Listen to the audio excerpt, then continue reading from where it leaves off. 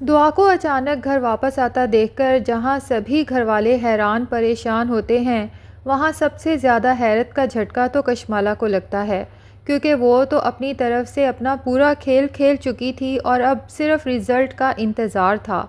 और वो भी उसके ऐन ख्वाहिश के मुताबिक आने वाला था, क्योंकि बाबा साईं अपना फ़ैसला नौशेरवा को सुना ही रहे थे कि मुझे लगता है अब सख्त फ़ैसला करने का वक्त आ गया है। मैं चाहता हूँ कि तुम दुआ को तलाक देके हमेशा के लिए उसे अपनी ज़िंदगी से निकाल दो। कशमाला तो बहुत खुश होती है कि क्या चाल चली है, सांप भी मर गया और लाठी भी नहीं टूटी। मैंने ही नौशेरवा को जहर दिया और अब नौशेरवा मेरा ही हमेशा के लिए होने वाला है। और सारा इल्ज़ाम लगा उस दुआ पर जो नौशेरवा की मोहब्बत के दम भरती थी और मुझे चैलेंज कर रही थी कि जीते जी मुझे नौशेरवा की ज़िंदगी से कोई नहीं निकाल सकता। अभी कशमाला दिल ही दिल में अपनी जीत की खुशी महसूस करने ही लगी थी कि दुआ यूं अचानक सामने आके खड़ी हो जाती है और नौशेरवा से कहती है कि बाबा साईं मेरे लिए काबिल इज़्ज़त हैं, काबिल एहतराम हैं। अगर ये चाहते हैं कि मैं आपकी ज़िंदगी में ना रहूं तो मुझे इनके फ़ैसले पे कोई एतराज़ नहीं, लेकिन उससे पहले मैं ये साबित करके रहूँगी कि ज़हर आपको मैंने नहीं बल्कि कशमाला ने दिया था।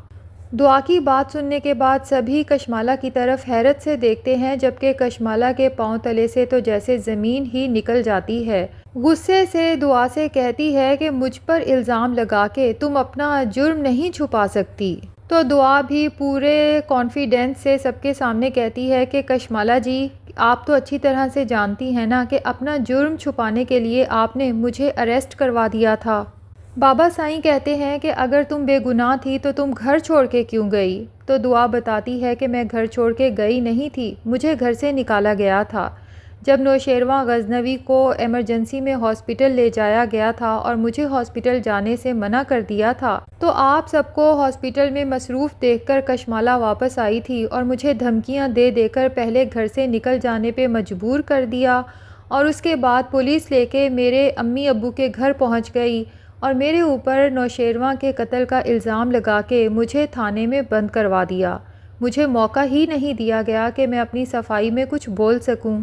और फिर मैं बारहा हॉस्पिटल आई ताकि अम्मा साईं बाबा साईं से बात कर सकूं, अपनी बेगुनाही साबित कर सकूं, लेकिन किसी ने मेरी बात नहीं सुनी। मुझे वहां से भी धक्के मार मार के बाहर निकाल दिया गया। ये बात सुनने के बाद तो नौशेरवा हैरत से बाबा साईं की तरफ देखेगा कि आपने भी मुझसे झूठ बोला कि दुआ कभी वापस नहीं आई, बल्कि वो मेरे मरने का इंतज़ार कर रही है। क्योंकि कशमाला तो नौशेरवा का यही माइंड मेकअप करती रही इस दौरान में कि जब आपने दुआ को तलाक देने से इनकार कर दिया तो दुआ के पास कोई और ऑप्शन था ही नहीं। इसीलिए सरफराज के साथ मशवरा करने के बाद इसने आपको जहर दिया ताकि आप मर जाएं, ये अपनी इद्दत पूरी करे और सरफराज से शादी कर सके। दुआ नौशेरवा से कहती है मुझे किसी से कोई गिला नहीं नौशेरवा, लेकिन आप तो मुझे बहुत अच्छे से जानते हैं। क्या आपको खरे खोटे की पहचान नहीं है। ये कहने के बाद दुआ तो वहाँ से चली जाती है, जबकि नौशेरवा सोचने पे मजबूर हो जाता है, लेकिन उसके दिल और दिमाग में जंग चल रही है। दिल कहता है दुआ सच्ची है, मासूम है, जबकि दिमाग कहता है कि तुमने खुद अपनी आंखों से दुआ को बहुत बार उस सरफराज के साथ रंगे हाथों पकड़ा है।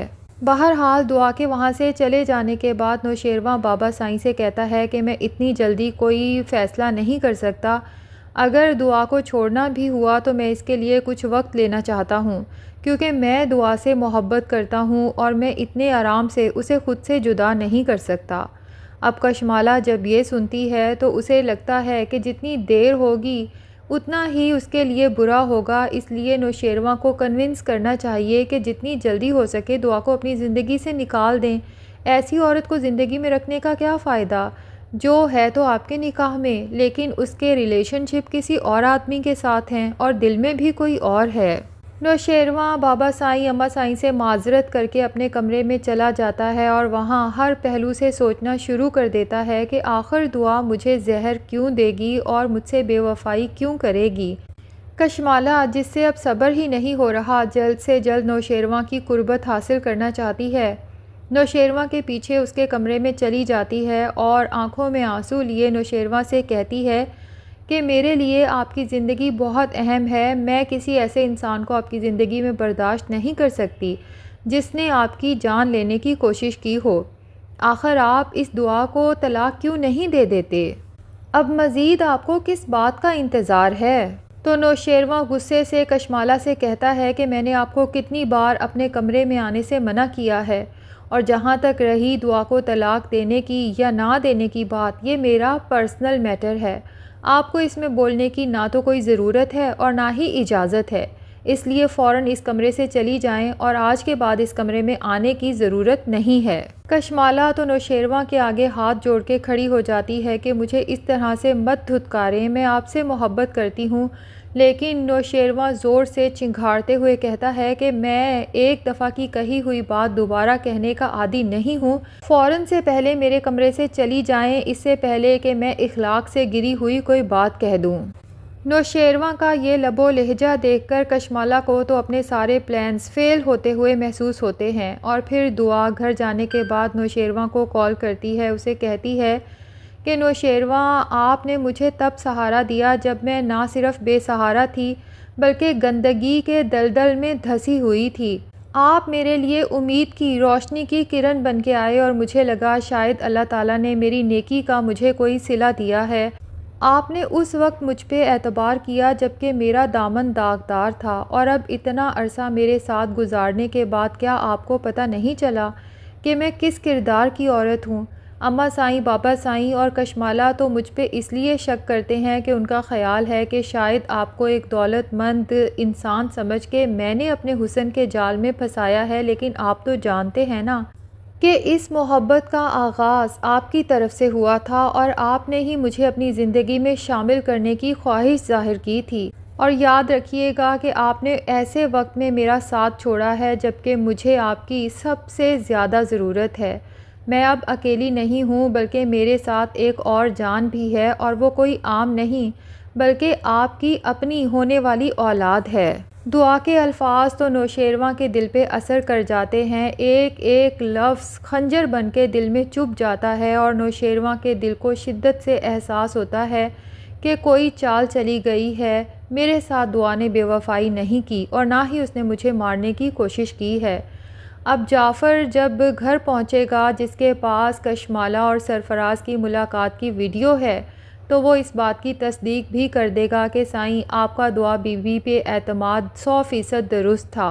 दुआ बीबी बिल्कुल बेगुनाह हैं। कशमाला बीबी और सरफराज मिलके दुआ बीबी के ख़िलाफ़ खेल खेल रहे थे, और ये रहा इसका सबूत। वीडियो देखने के बाद तो नौशेरवां के कदमों तले से जैसे ज़मीन सिरक जाएगी कि अगर बाबा साईं के कहने पर मैं दुआ को अपनी ज़िंदगी से निकाल देता, तलाक दे देता, तो बाद में मैं किस कदर पछताता जब सच्चाई मेरे सामने आती। और अब ये सच्चाई जब वो अम्मा साईं, बाबा साईं को दिखाएगा, तो असल शौक़ तो उन्हें लगेगा कि जिस बहू को वो ख़ानदानी बहू समझ के अपने घर में रखे हुए थे, दरअसल वही आस्तीन का सांप थी। तो अब लगता यही है कि बाबा साईं ना सिर्फ नौशेरवां के साथ जाके दुआ से माफ़ी मांगेंगे, उसे घर वापस लेके आएंगे, और उसके बाद नौशेरवां को हुक्म देंगे कि फ़ौरन से पहले इस कशमाला को तलाक दो, जिसके बाद कशमाला और सरफराज के ख़िलाफ़ सख्त से सख्त कानूनी कार्रवाई की जाएगी, और ज़ाहिर है कि दोनों का एंड ही जेल में चक्की पीसते हुए गुजरेगा। तो नाजरीन, आप में से कौन कौन चाहता है कि कशमाला और सरफराज को सच में जेल में चक्की पीसते हुए दिखाया जाए? वैसे सच तो ये है कि कशमाला और सरफराज का रोल प्ले करने वाले दोनों ही एक्टर्स बाकमाल हैं, क्योंकि दोनों ने विलन का ऐसा किरदार अदा किया है कि सच में उन पे बहुत गुस्सा आता है। लेकिन दरअसल ये तो उनकी अदाकारी की तारीफ़ है कि उन लोगों ने अपने आप को किरदार के मुताबिक मुकम्मल तौर पे ढाल लिया है। आपका इसके बारे में क्या ख़्याल है? आपने इसके बारे में भी कमेंट सेक्शन में बताना है। अगर हमारे चैनल पे नए हैं तो प्लीज़ चैनल को भी सब्सक्राइब कर लें।